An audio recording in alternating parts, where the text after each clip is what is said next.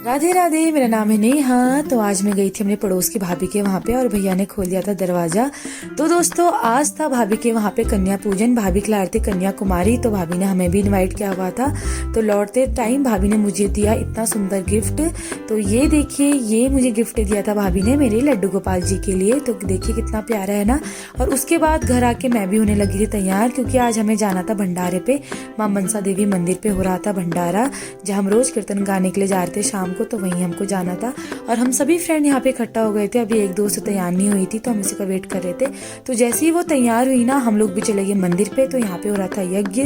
तो यहाँ पे हमने हाथ वगैरह जोड़ लिए थे भगवान जी को, और उसके बाद हम चले गए थे यहाँ पे पंडाल पे। तो यहाँ पे भी पंडाल पे भगवान जी का लिया आशीर्वाद और हम शुरू हो गए थे भजन गाने के लिए।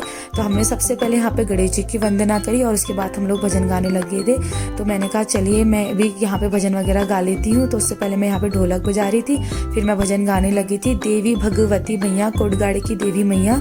तो ये भजन मुझे बहुत ही ज़्यादा अच्छा लगता है, ये पप्पू कार्की जी ने गाया हुआ है। और उसके बाद मैं यहाँ पे भजन गा रहे थे, सभी भजन गा रहे थे। थोड़ी देर में बारिश भी स्टार्ट हो गई थी। तो पहले तो बारिश थोड़ी थोड़ी हो रही थी, तो कुछ लोग खड़े हो गए थे। बाद में दोस्तों बारिश इतना ज़्यादा हो गई थी ना कि ये देखिए टेंट पूरा नीचे आ गया था और कुछ लोगों ने छत्ता भी खोली थी और वहाँ पे ट्रैफिक भी जाम हो गया था। तो यहाँ पे लेकिन लोगों ने भजन गाने नहीं छोड़े और बहुत ही ज़्यादा बारिश हो गई थी। तो यहाँ पे चाची ने भी हाथ में दिया पकड़ लिया था, क्योंकि दिए को बुझने नहीं देना था। तो हम लोगों ने कहा चलो ऐसे ही खड़े खड़े भजन गाते हैं। फिर हम सब भी चले गए थे यहाँ पे प्रसाद खाने के लिए। तो यहाँ पे देखा पानी भर गया था, तो हम लोग यहाँ पे सूखी जगह पे बैठ गए थे पंडाल पे, और हमने भी यहाँ पे खा लिया था प्रसाद। फिर मैं हमने गई दोस्त के घर, जहाँ पे उसने बनाई थी ब्लैक कॉफ़ी।